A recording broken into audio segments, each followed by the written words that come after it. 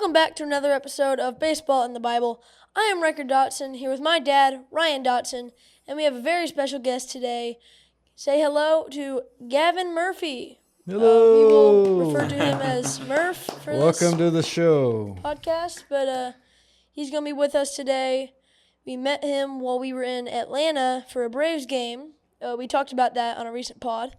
Didn't mention we met him there, and we immediately connected, we immediately clicked, and he'll be sharing a lot of his journey today. Yeah, it was a cool thing. We were one of those, we left the park, we were there to watch the game, but we were thankful, felt like it was a God thing that we ended up sitting right next to this guy, and it was this jersey, I think, right, that started the conversation. Yeah. And learned a little bit about Murf and Riker. They talked baseball and chatted up. At one point, we got up about the seventh inning to get a hot dog, and I was like, all right, son, you got to let this couple enjoy their game because you've been chatting it up the whole time here. But it was a fun night, and again, had a lot of baseball talk, and we said, we got to have this guy on and talk some more baseball. And so that's what we're going to do. We're going to do our normal thing where we kind of go around the league, and trade deadline has passed, and we want to recap that because a lot happened. But we got Murf here, and we just wanted to give him the floor. He's got a cool baseball journey, and just wanted to let him share whatever he's feels like sharing, and then we'll go from there. But again, thank you, Murf, for making the time to do this. And again, just whatever you want to share, just tell a little bit of the folks of your baseball journey. Yeah, no, absolutely. I appreciate you guys having me. It was a pleasure to meet you guys. Me and Emily, my girlfriend, we both said when we left, like, how cool it was that, we sit down and I see a JJ jersey sitting right next to me and get to talking. Riker's an amazing young man. I mean, that's what he is. He's not a kid. He's a young man. I mean, well-spoken, polite. I mean, has personality. It's hard to find that these days, in that generation. Thanks. It's not stuck to an iPad. So, it was awesome to see. And I enjoy that coming, from where I come from. But yeah, so I grew up in Lakeland, Florida, Central Florida, right between Tampa and Orlando. You pass it on I-4 when you're going between the two. Played baseball my entire life. It was my one true love, the only thing I wanted to do. And played travel ball, played through high school. Was fortunate enough to get a scholarship to school, a Division II school in South Carolina my freshman year. And went there, had success, and ended up ultimately deciding to leave. Just some different things going on in the program, and just decided to leave. And I went to NAIA school in Thomasville, Georgia, so South Georgia, and spent 3 years there playing. Had a decent career. My dad likes to talk about it more than I do, but was a career 300 hitter at the college level. Was a Gold Glove winner in conference, and then was a all-conference team my senior year. So, did all right for myself. I think, I don't know. I mean, the way, if you hear my dad tell it, probably like you tell it about Riker, he's great, and you always want to brag on your kids. Got done playing and had two choices. It was go chase the independent ball dream and or go coach. And I knew I was a slow, fat, white catcher that had no speed and no juice, and I was decent enough to chase it for a couple years, and that would have been about it. And so I ultimately decided to start my coaching career and get my master's degree. So did that at my alma mater at Thomas University. Did it for 2 years. And that's kind of what jumped me off. I was there. I loved every minute of it. I got a great education, and I got it for free. And that's one thing that, the game of baseball blessed me with was an education, and, came out and didn't have to pay much. After the Thomas University days, I moved on, and my last year there, I went and coached in a collegiate summer ball league in Springfield, Ohio, the Champion City Kings, where I got to meet JJ, and we can get to that in a minute. And then I was coaching at Tallahassee Community College for 3 years and did hitters, catchers, infielders, outfielders, a little bit of everything while I was there. Did lessons on the side, and then, like I said, the summer ball league, which blessed me with coming in contact with a lot of great humans, a lot of lifelong bonds. And so I had JJ my first year as the head coach. It was my organization, and I got to run it. And we took JJ. Coach Sabins from West Virginia called and was like, hey, I got a kid. He's going into his freshman year. Don't know what you're going to think about it, but he signed to West Virginia, and I'm like, yeah, I mean, I'm not going to say no. And he got there, and I think I remember telling Riker this story. He got there, and I thought to myself, I was like, man, that's a lot of launch angle on that swing. Like, I don't know if that's going to catch up to, mid 90s, low 90s. And didn't play him for a couple games, and ended up putting him in against UCF at the time's number 2 pitcher. And he went backside double and pull side triple, and never left the lineup since. But that's just one of the guys, guys on that team. I had a kid, Jake Miller, that's with the Tigers organization. I think he's the number 17 prospect in their organization right now. Got a really good chance, been battling some injuries. Great kid. Another kid that I coached at Tallahassee Community College, Marco Dinges, just got called up in the Brewers organization. He's really a hitter. I love Marco to death, and Marco will tell you the defense is not a strong suit. He can hit, and that's what God had blessed him with. So I can't wait to see what he does and, the future going into the Brewers organization.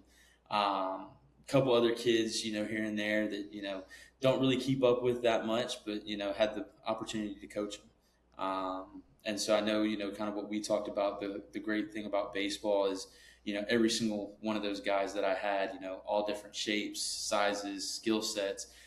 But the one thing that they all have in common is they're just good human beings.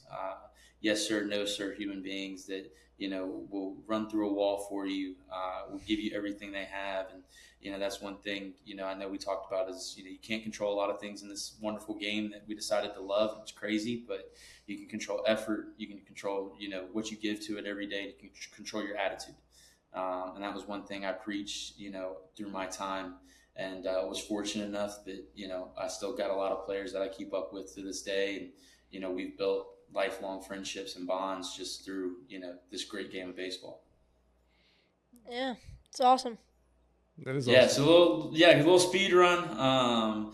But man, I enjoyed every minute of it. I'm no longer in the game. I ultimately made the decision to get out after doing it for 5 years, and it was one of those things where I think I got a little burnt out on it. It was one of those where, growing up in Florida, you play it year round. You don't get a break.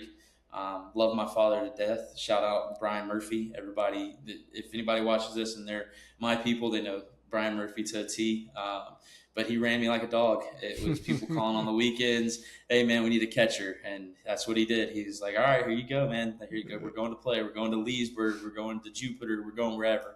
Yeah. And love him to death. And so, did that year round, and then in high school, and then the grind of college. And it was just one of those where I think and then going straight into coaching, and, you're recruiting nonstop. You're on the road. You don't really get time off. You get that little bit of Christmas break. And I think it was just one of those where I had to kind of come to terms with, maybe it's time to go do something else. And, I see myself at some point down the line potentially getting back into it, especially with this generation that's Riker's age as they're coming through. I see a big difference in that generation. And maybe someday down the line I'll get back into it, but we'll see. Yeah, we talked about that a little bit that night. Just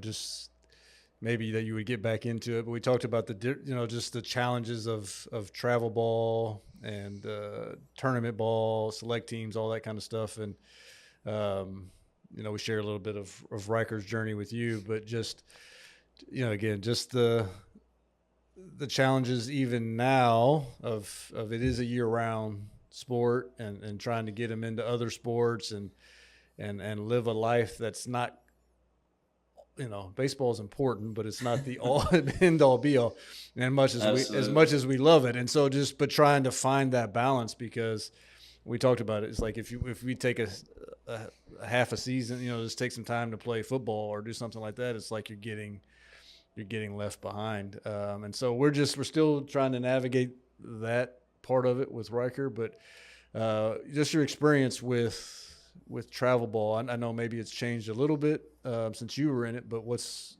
just your thoughts on where travel ball is today, Yeah, it's a different animal. That's for sure. Growing up for me, it wasn't, 8U, perfect game All-Americans and, this, that, and the other. It was, you went out and you played ball, and Right. it was fun. You enjoyed it. It's definitely a different animal. And that was kind of the trend. And another piece as to why, I kind of got out is I didn't like where I saw kind of the youth game going at that time. And it was just one of those where I just ultimately had to make that decision of, man, I got to do something else. But to the youth point, you see, and I still get it all the time on Twitter, on Instagram, oh, my kid made 8U All Stars, or oh, my kid did this at 7U, and it's like, man, just let the kid have fun. Like it's too dog eat dog. Like all that kid wants to do at 7 years old, 8 years old is go play baseball, go get some ice cream after. Like that's what it's about. Like it's not about you struck out 3 times today on coach pitch, like and you hear these horror stories that are going on right now. So it's definitely changed a lot since, from when I was in it, and that was, 3 years ago now. But I see a trend kind of coming back with kids, not being, I hate to use this term, but iPad kids, actually loving the game, enjoying the game. And that's the biggest thing. I want to see, the game of baseball. While I'm out of it, I still love it. I still enjoy being around it, at times. And I would love to see the game of baseball get back to a joysome sport. If parents listen to this, let your kid have fun with it. Let him enjoy it. Let him take it at whatever pace he wants to take it at. If he wants to just go and play it with his friends, let him go and play it with his friends. He'll find a love for it. If he wants to be serious about it, let him be serious about it. And so, but just I see so many people that are just hard on their kids, and I'm just like, man, it's not what it's about. Like, enjoy those moments because they go by so fast. What you would give to go back, and I mean, Riker, you probably know this. You go back and you're on a travel team, and you get to go to the pool after the game, and it's hot, and all the parents are hanging around, and the kids are playing games in the pool. Like, that's what it's about, man. And so I would love to see it get back to that point. I think Perfect Game has ruined some things at that level. I don't have any qualms with them, but I just think that they've kind of taken it to a point where it's a lot of eyewash, and it needs to be getting back to, hey, let me be the best I could be at this game. Let me go play this game and enjoy it and get better at it each and every day. So that's my little rant on that. I agree. I think that getting better, the development part is the part that, even for him, and we've shared, for people that have been watching this podcast, they know we've shared some of Riker's journey, the ups and the downs. But again, it's like he's 11, and I feel like there's been things, almost in some ways it's been a little, it's crazy to me, really, because it's just like, and I've been guilty as a dad. We've shared this, I'm a competitive guy, and I've been the one sometimes that has been too hard on him over those moments. But it's easy to get caught up in it. And, but I just right now he's on a new team. We just joined, and I just want it to be about, again, I think for coaches, sometimes we can lose our way, and it's about wins and losses and about rankings and things like that. At 11, 12 years old, it's about development, because you don't know. Yeah. I mean, your point, you met JJ and you didn't know, and he was already in college at that point. You still don't know what he's going to turn into, because things can still happen. They can develop in different ways. And so I think we write off kids at 11, 12 years old, like, they're not going to be in the majors. Well, they can still be a good baseball player, so let's help them get better and develop. I think that's the thing that drives me nuts sometimes, is it's just. Yeah, it is. And to go into that point, my dad was the same way. I mean, I love him to death, and he'll admit to it now. He was tough on me. I give him credit. It made me the man that I am today, and I appreciate every bit of it. And there's a sense of, accountability that needs to be had, and things of that nature. I mean, I remember getting in the car, after going to a tournament, and God forbid I struck out 2 times during the tournament, and I had the worst weekend ever. But it just, I think a lot of it's in delivery, and I think a lot of that has become lost, especially with some of these coaches in the delivery. Like you said, they're quick to write kids off. It's about getting better at the game, enjoy the game. That was one thing I also noticed, and where I kind of see the game going, with this NIL stuff. Everybody wants to go and, play for NIL money, and they want to get NIL money, and, this, that, and the other. And to me, it's not what it's about. You're getting your schooling paid for, to some degree. You're getting a chance to go and further your education, which it can take you further than, baseball can for a lot of people. Not everybody is, Bobby Witt Jr. Not everybody is JJ Weatherholt. So, that education piece of it is very important. And so, that was the one thing I would always try to tell people is go as far as the game will take you. And at the same time, when you're doing that, you just go where you can play and enjoy it. Don't be so caught up on D1, D1, D1, D1. There's great talent through all levels of baseball, especially where the game is today, from junior college to NAIA to D3, all the way up to D1. There's great talent at any level. And so, I preach that to a lot of kids, especially when I was at the junior college level coaching, of go somewhere where you're going to enjoy it, where you're going to play. I don't know. To some people, it might be fun. Riker, I'm sure it's not fun to you to go out and sit on the bench every weekend. Wasn't fun for me. I didn't enjoy it. I wanted to be on the field, but to each their own. So that was one thing that I would always preach to people. And if you're good, they're going to find you. 100%. I mean, Mason Miller went to Gardner Webb, mid-major. Like, there's so many kids out there that, and guys out there that you're just like, and to your point, don't write them off so early. Develop them, and this whole, I'm going to go train during the summer. I'm going to train. Like, we're not Olympic athletes here. Like, the only way to get better at this game is to play this game. You don't get better at it, just sitting in a cage all day. To me, it's just not the same. You can do things in the cage to get you ready for the game, but you get better at this game by playing good competition and playing the game on repeat. That's just my kind of 2 cents on it. I've seen, every guy that I had that went on to go to the next level, they played summer ball, and 9 times out of 10, they stayed for the full summer. So they got done playing a 55-game college season, and then they came up to me and they were playing another 60. So you're talking over 100+ games, but from late February or, early February to you're talking late August, early August. Yeah. So it's, it's a different thing. And, I'm still tied in with the summer ball world. And, I'm hearing just horror stories of some of these leagues that used to be, mid to good leagues, not the Cape League or the Northwoods, but, these other smaller leagues. And I'm hearing that they're going down because kids are saying, oh, coach, I want to train. And it's like, man, go play the game. Like, go enjoy lifelong bonds. Go enjoy a summer away. Like, enjoy that stuff, because this game will bless you with so many great opportunities and friends. I mean, prime example sitting right here, case in point, we're sitting in the stands in Atlanta, Georgia, watching the Braves and the Cardinals. And, we meet up, we get to talking. I mean, there you go. I mean, it's just – yeah, so, I could rant on it for hours and hours, and I can talk about how great this game is and how much of a pain in the butt this game is, and we can go from both ends of the spectrum. Right. But at the end of the day, I still do love it, and it's a great game, and it's going to bless a lot of people if they just enjoy it, and parents don't take that away from them. Let your kids have fun.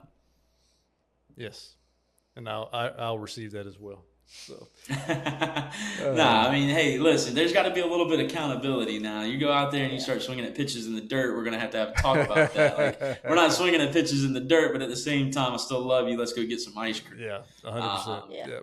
Yeah. So what we talked about some of the guys you met that are in pro ball, different levels there. There was one other guy that you met that we talked about that's playing on a team that's maybe the most popular team in America right now. Who was that again? Yeah, so one of my best friends, his name's Eric Fox, and he's the head coach of the Indianapolis Clowns. And Fox is one of the best people you will ever meet in your life. I would love for him to get on here. I reached out to him about it, so I'm going to try to get him on here because he has just a great story that he doesn't let define him. And but he is awesome. So he's the head coach for the Clowns, and then Gage Ford, he's one of the pitchers for the Clowns, also played on that same team with JJ. So I think out of that JJ team that summer, we had JJ, Jake Miller, Aiden Major, Ben Ross, and I'm missing. There's a fifth in there somewhere, and I can't think of who it is. All on that same team that are all in pro ball now and on kind of a trajectory of, hey, if they don't make it, they're going to get a cup of coffee. Like they're going to get a little end of season. Here's your cup of Joe. Go see what you can do. So yeah, but Fox and Voorhees, they're with the Clowns. Fox actually started with the Savannah Bananas when it was summer ball. And I used to, give them crap all the time because I was like, man, it's not baseball, man. It's not, it's banana ball. Like, what are we talking about? And he finally convinced me. He's like, man, you just come watch it. Like, just come watch a game. And so we've been 3 times now, and it's very enjoyable. It's very enjoyable. I think what it's doing is bringing a little bit of fun back into the game in a different avenue. These guys are still competing at a high level. They're still going out there and playing baseball. It's not the Globetrotters of, right. The Bananas are going to win every time. But yeah, so Fox has done that now. This is year 1 with the Clowns, but he's been with the Bananas, I think all told like 7 years or something like that between summer baseball and now banana ball. And yeah, he's awesome. I would love to have him on here, but Fox is great. That's my guy. Very cool. Very cool. Again, it's we could sit here and do this all night. We won't keep you, but we did. Yeah, no, we did it at the Braves game. We did it. We've done okay. it. You talked 7 innings at a Braves game. Yeah, and more. But we did want to go around the league a little bit since we got you. And again, we know we did learn that night while we were sitting there that you're a Red Sox guy, so we've got some Red Sox jerseys up here for you. So obviously they made a big trade, but we just wanted to go around and just talk through it and get your thoughts as well. But we'll start with the big one. And last week's episode, as we were leaving, we just said, whatever happens, please don't let Scooble go to the Dodgers. I confronted the camera. I confronted the camera and said, if you are a Detroit staff member, do not let him go to the Dodgers. Yeah. Well, he went to the Dodgers. And, he did. And so what do you think about that trade? The thing that surprised me the most about the trade was, to me, it didn't cost them very much. Yeah, they got nothing in return. They got some high-end prospects, but I just felt like for a guy like him, you could have got more. The Red Sox, we'll talk about it, but the Red Sox, I think, gave up a little bit more for Adley. Now he's got an extra year of control and all that, but still, what did you think about the Scooble trade? I saw it coming. I think everybody saw it coming. Yes, you guys were saying don't trade him. I saw Lance Lynn, and he made. I don't know if you saw his comments. I think it was today. It was either today or yesterday, and there was some profanity in it, but basically what he said is you have billionaires complaining and moaning about one other billionaire figuring out the system and how to do it better. Do it that way. I see a lot of, the Dodgers are ruining baseball, and it's kind of like, but are they, or are they setting a mold for the future? Is this what we're going to have? Or super teams that are just 3-time, 4-time champions? I think they have that chance if everybody stays healthy. Oh yeah. It's very scary to see it though, because you talk about the free agents coming up in the next couple of years. Bobby Witt is one that kind of comes to the forefront of my brain. Does he go? There's so many guys out there that you're like, man, like the Dodgers are stacked. I don't like the trade personally. I wish he would have stayed in Detroit for other reasons, because my guy Jake Miller's with the Tigers. So I'm like, hey, go on ahead over there, Scooble.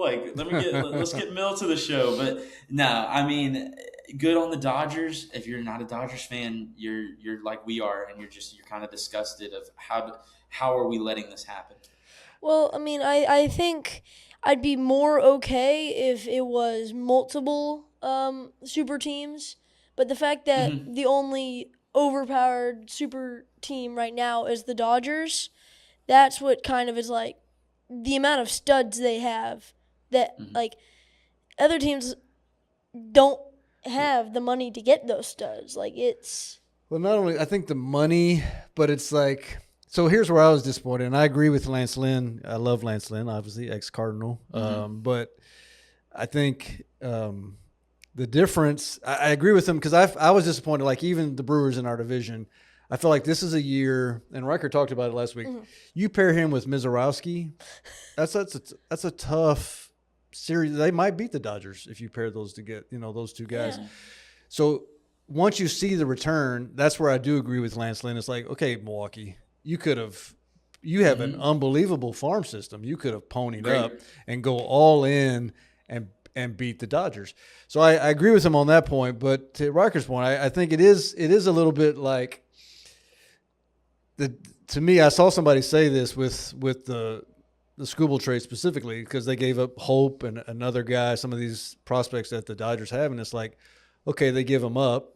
They'll go be great for Detroit for a few years, and then they'll be free agents, and the Dodgers will just get them back. So it's like they don't have the risk that some of these other organizations do that are so like the Rays and the Brewers are dependent upon their farm system and their prospects, whereas the Dodgers, okay, we give up our prospects, that's fine. We'll just go buy your prospects later. And so I do think that does – and we've had this with the Yankees through the years, and the difference is that the Yankees sometimes when they were doing all the big spending didn't translate to championships.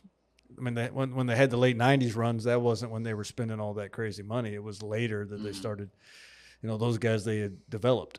But I just think I do think it's not great for baseball. Because if you're the other 29 fan bases, you're just like, what's the point? What do we do? Why? I mean, we could just roll the balls out there at this point. Like we'll roll the balls out and say, Dodgers took it. Yeah.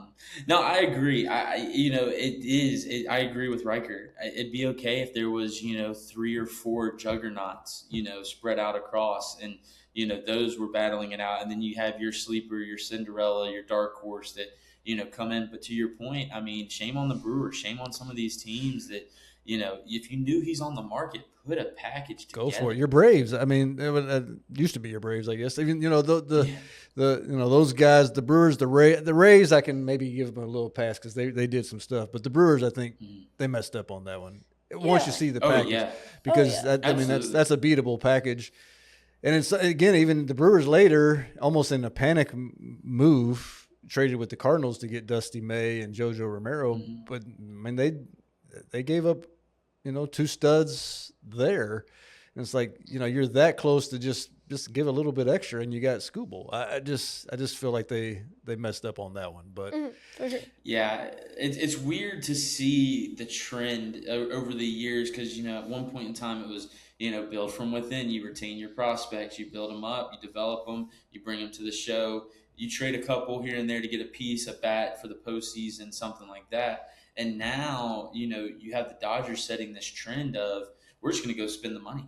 We'll go spend the money. We'll go trade, whoever we need to trade. It doesn't matter to us because we'll get people in free agency. So it's a copycat league, just like all big three.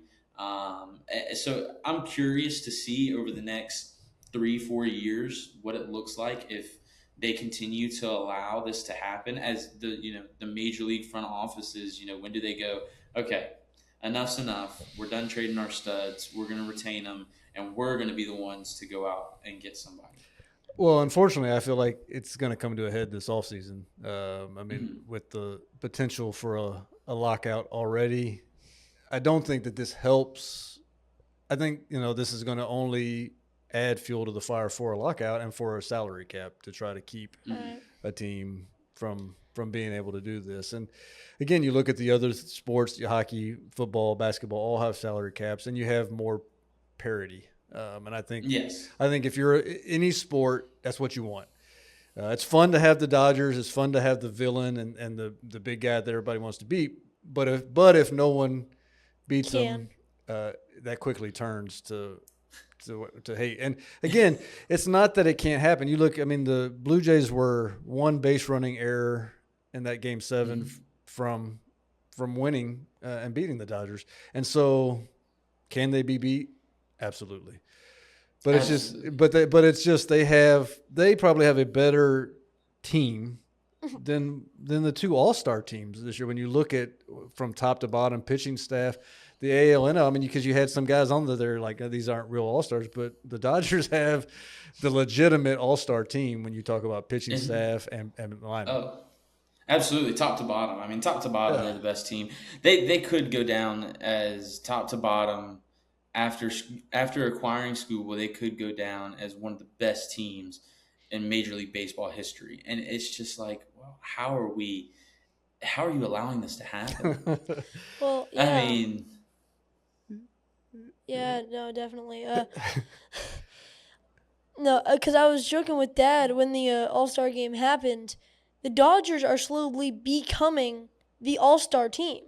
Yeah. They're getting every Like all-star there is. it's So, yeah. all right, we can sit here and get off my lawn. I do think it's going to come to a head this offseason, which stings because I don't want there to be I don't want baseball to be shut down. But no. this doesn't help matters because the other 29 holders. And again, I go back to what you said about Lance Lynn. He's got a point, but not the Tampa Bay Rays, the Brewers, the Cardinals, these guys, they can pony up with prospects, but they can't pony up with the money that the Dodgers. The Dodgers just have more resources than anybody right now. Now, again, there are Yankees, the Cubs, the Red Sox. There are teams that have similar kind of resources, but right now the Dodgers have figured out a way with the deferred money for Shohei, all the different little things they've figured out a way. And if I'm a Dodgers fan, I'm like, you can keep whining all you want to, man. These guys they're doing it right, but it just stinks for the other 29 fan bases. I mean, and who's to say though? If they build a salary cap, who's to say that they don't figure out nuances in that one and continue on? They will. I mean, the Dodgers. It's not like the Dodgers are a historically great franchise, so they would, Yes. And so again, there's some credit that they deserve. But as one of the teams that's, if it was the Cardinals, I would just say, too bad, get Cry over about it. But Yeah. but it's not the Cardinals, so I'm crying about it. So, all right, let's talk about some of the others. The next biggest trade was your team and the Adley trade. So, what'd you think about that? Oh, I loved it. I think it's a great piece. I think it's a great piece to a team that's, getting pretty hot at kind of a really good time. I have no qualms with it. I'm okay with what we gave up. Doesn't bother me a bit. I'm all about that. If that's the thing, if you're a front office and you feel like that's the piece that you need, that's that missing piece, and I agree with them, you give up what you got to give up. You'll recoup on the back end. There's always another draft. It's not like we're going to stop the draft next year. So, Right. you just recoup and you just keep going. So yeah, absolutely. I mean, I would give it an A+, but that's just me. I'm a little bit biased, and especially in division, I love that. That adds a little spice to it. It adds a little Yeah, flair. it does. It does. Oh, we were looking at something yesterday, and it was just him and Gunnar Henderson. A couple other guys were on their way out to see the new Spider-Man movie when the trade came through. So they were like going out to have some bonding time, and then he's like, "Well, guys, I can't go to see the movie. They gotta." Yeah.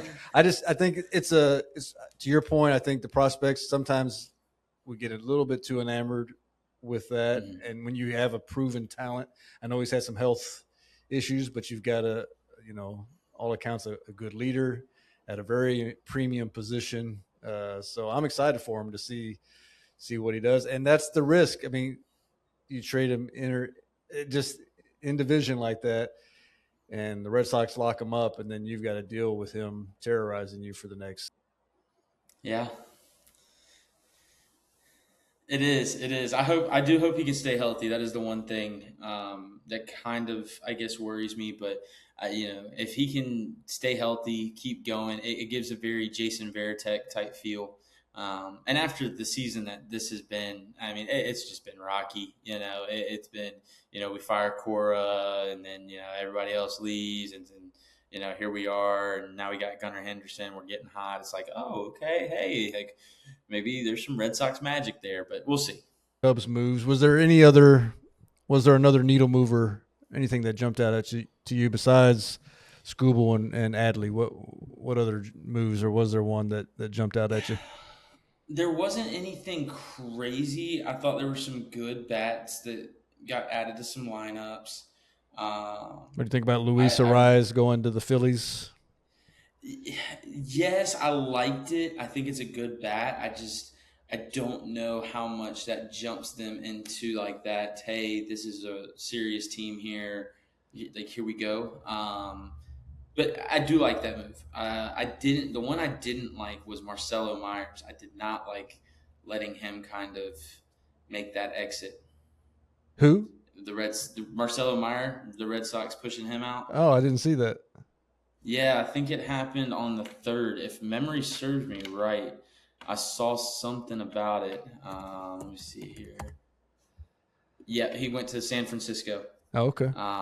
And so that one I was a little bit upset about. But again, it's one of those prospects that, hey, you get it kind of enamored with. You kind of get, lost in it. And you're like, oof, like, I don't like that. But it could be one of the better things that happen.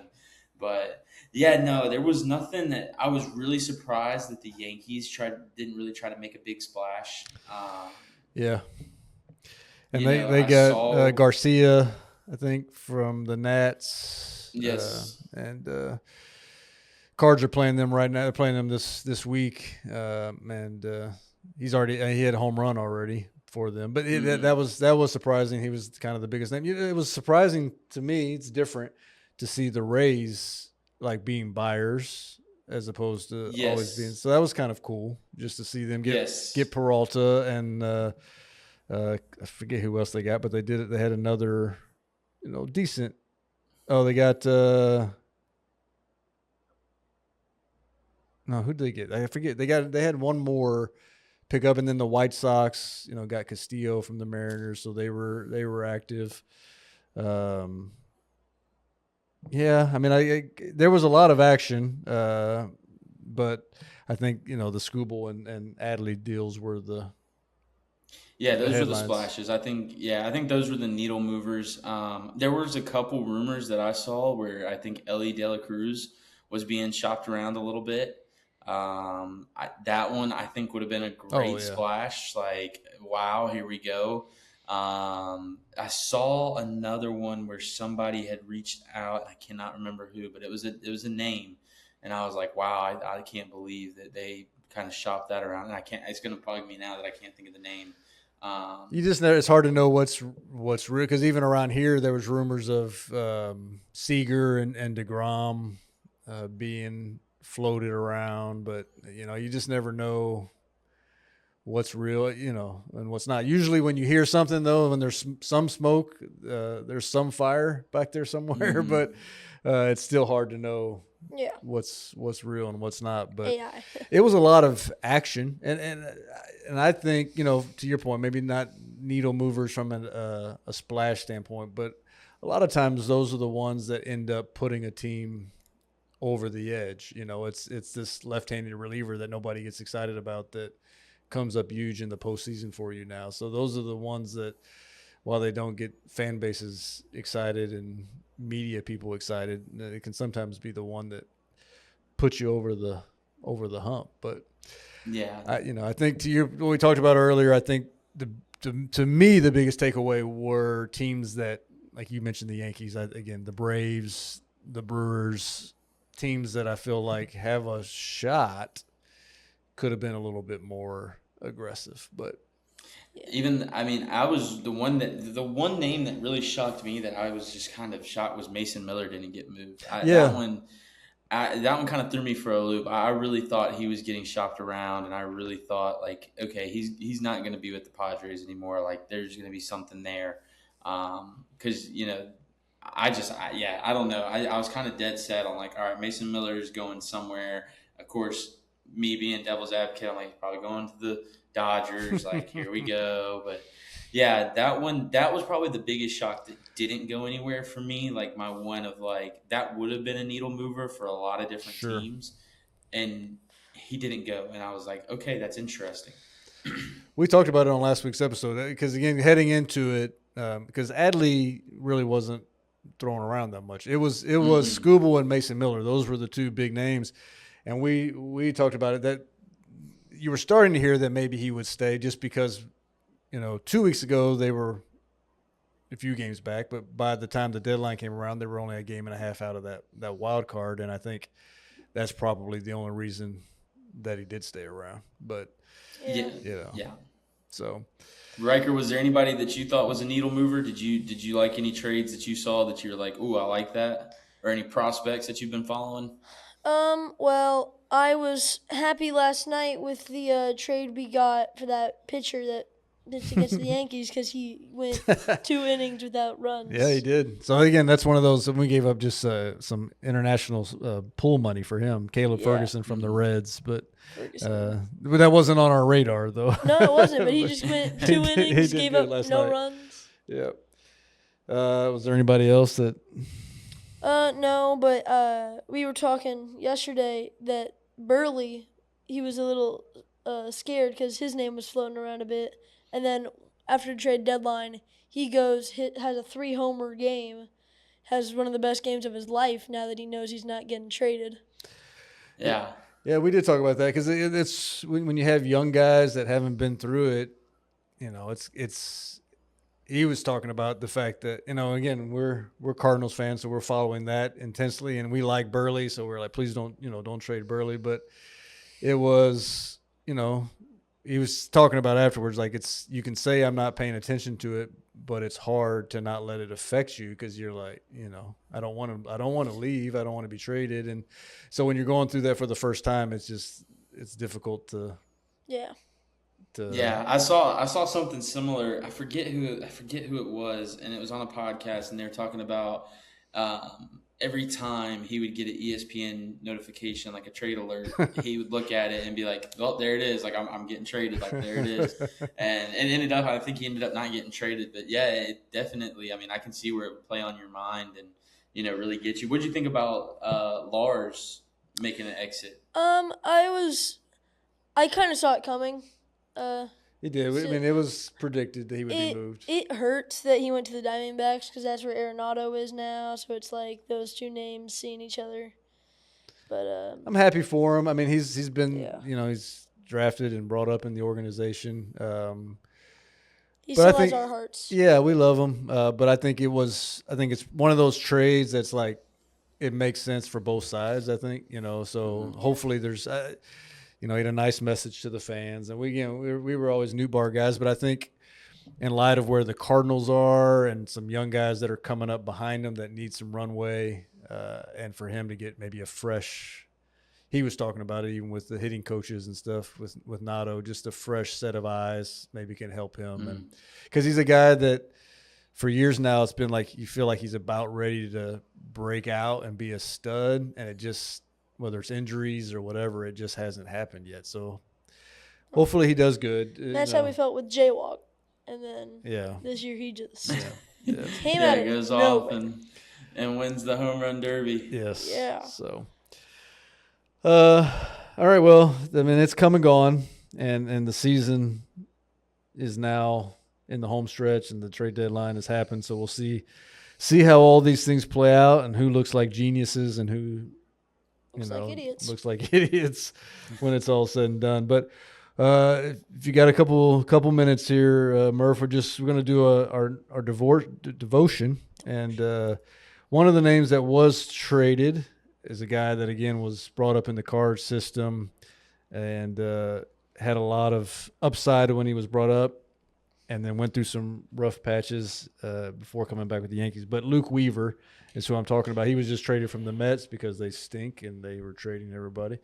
But he just went to the Pirates, which was an interesting move. But he's become a really good bullpen piece. And so the devotion that we have today is 1 minute. Oh yeah. It's Luke Weaver's story. Yeah. So I'm just going to read that real quick, and our verse of the week is in there. But we'll just read it real quick and get your thoughts on it.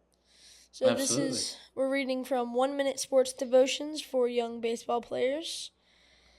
2 Corinthians 12:10.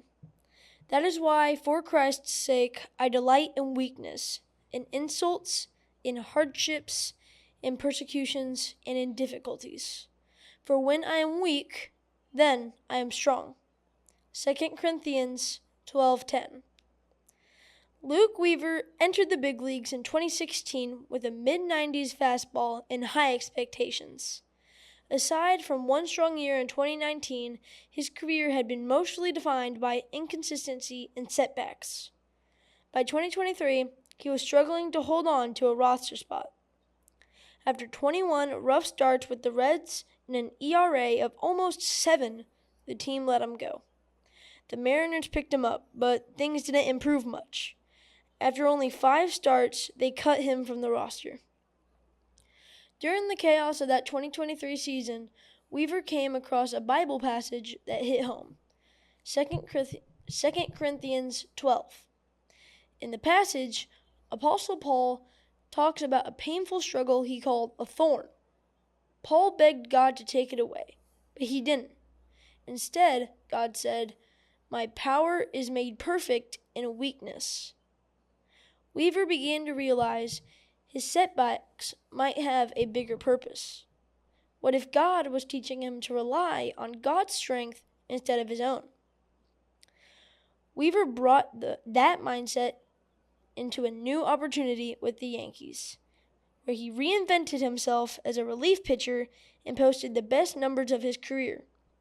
Throughout the 2024 playoffs, Weaver was lights out. He delivered one scoreless inning after another, helping the Yankees reach the World Series. With 4 saves and a 1.76 ERA, he emerged as one of the postseason's most dominant closers. God doesn't always take away the hard things. Sometimes he uses them to draw us closer to him. If everything always went our way, we might start to think we didn't need God. But when things get tough, we realize we can't do it all by ourselves. That's when we turn to him for strength. Struggles aren't always something we ask for, but they can strengthen our faith and deepen our reliance on God in ways easy times never could. Is there a thorn or a struggle you've been trying to handle on your own? Be honest with God about it. Ask him for strength to endure it and to help you see what he might be doing through it. So that's our devotion for this week and our verse of the week. That's pretty awesome. I like that. What did you take away from it? My main takeaway is, as humans, most of the time when we're going through struggle, we only see the struggle ahead of us, and we don't really take time to look at the big picture of it. So when you take that moment like he did, because again, in his point, everything was just kind of collapsing for him. So when you take that step back moment, this is bigger than me. When you take that moment and then realize that I can grow from this, it's kind of one of those aha moments. And then through the struggle, you can reshape yourself and your mentality through it. So that was my takeaway. Yeah, no, I like that. No, 2 Corinthians kind of reminds me of that old saying of, what doesn't kill me makes me stronger. Yeah. I think another thing to take away from that, though, is, look for God in the struggle, but also remember him. I think a lot of people fail to do this, is also remember him in the good, remember him in the success. It's easy to, ask for help when everything's going bad and, you throw your hands up and you say why. But I think whenever, you have those aha moments and, you get that, you reach that mountaintop, I think it's important that a lot of people forget to, hey, let me thank him for this one. I couldn't have been here without him. So, I take that away from that as well. But I agree with you, Riker. I think that's pretty spot on. Thanks. I think that's it for this episode. You're just gonna cut it off just like that, huh? I guess so. I don't know how we're gonna end it here. Well, I didn't just. Someone has to end it. I think it was good points by both of you, and it was good word, good thing. We've talked about this a lot on several of these devotions because they're all written by. Most of them are guys that have been in the league at some point or played pro ball, and one common theme through all of it is just the ups and downs and the struggle. Again, baseball is, in our opinion, the most difficult sport in the world, and For sure. And the most ups and downs that you're going to face. And so just the common denominator, common thread through all of these is just the perseverance of it, and the not giving up, reshaping yourself, whatever, just it's a common thread throughout this, Right. throughout these devotions. And so, yes. And That is our episode. that is our episode. But we want to take time to Yes. thank you, Murf, for being here with us again. It was just a pleasure talking to you that night, and hopefully we can do this again, because we'd love to just have you on here and talk baseball anytime that you're free and willing to do it. Yeah, anytime you guys want to, work willing, and if I'm not traveling, I told you about going to New York and getting delayed, and it was a nightmare. But yes, anytime you guys want to, feel free to reach out, and I have no issues. I would love to get on here and talk baseball and hear devotional. Awesome. Well, Riker, if you'll pray for us, and then we will get out of here. All right. Lord, thank you for this day. Thank you for Murf, Lord. Thank you just for that he would take the time out of his schedule to join us, Lord. Thank you just for the opportunity that you gave us, even sitting next to him in Atlanta, and me having the right jersey on at the right moment, Lord. I thank you for the podcast you've given us, the platform you've given us, Lord. And I pray that, and I just thank you that we would be able to come here, talk about one of our favorite sports, and just have fun, Lord. I pray that we would minister to someone in the making of this podcast, and they would just be reminded that even through the struggle, there's a bigger picture to be seen. In Jesus' name, amen. Amen. Thanks again, Murf. Oh, absolutely. We'll do it again for sure. All right. See you then. See you on the next one. All right. See you on the next podcast.